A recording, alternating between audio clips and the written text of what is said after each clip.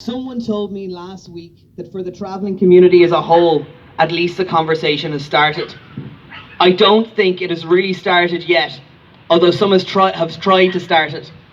If it has started, it seems to have started without trans travellers, and that is not a start. I believe we need to remind people to keep reaching out to others. Our communities and my one shared community. We need each other more than you may think. Thanks.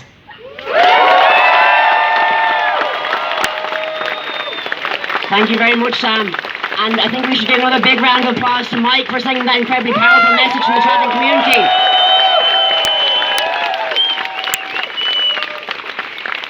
Traveller Lives Matter.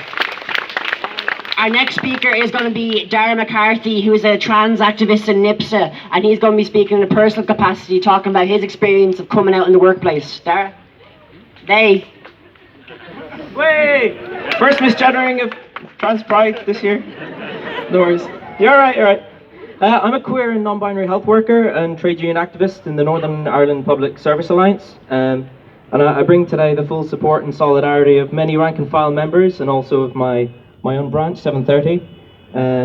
NIPSA is Northern Ireland's largest public sector trade union, but today I'll be speaking in a personal capacity about my own experiences of coming out and the vital role that trans people can play in public sector trade unions to transform the lives and experiences of trans people in the workplace and society.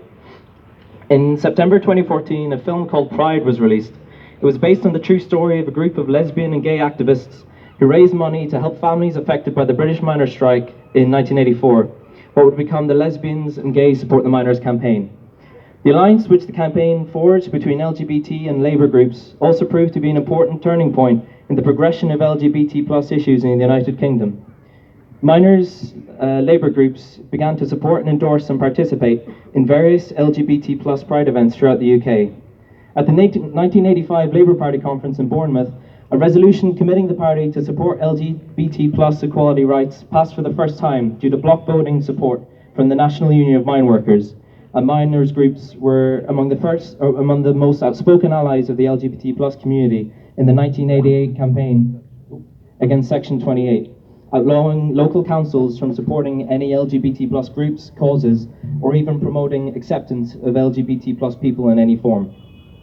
It was this inspiring and liberating story of young LGBT+ people supporting a group of workers who they'd never met in their struggle against austerity and for their livelihoods that made me realise I could not stay in the closet any longer regarding who I loved and who could love, and come out to my family and friends as queer. Surviving members and supporters of LGSM were asked to lead the London Pride Parade in 2015 following the success of the film and how much their story caught the minds of LGBT+ people.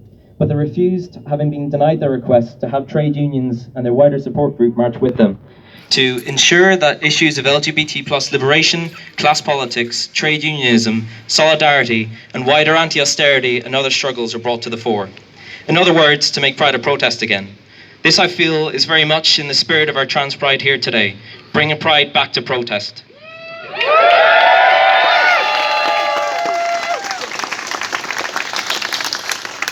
But it was not until I was able to join a trade union myself that I felt confident enough to come out as trans in my workplace, fearing being judged, harassed, treated differently by other workers and management, and anything else anxiety and living in a transphobic society could lead me to fear.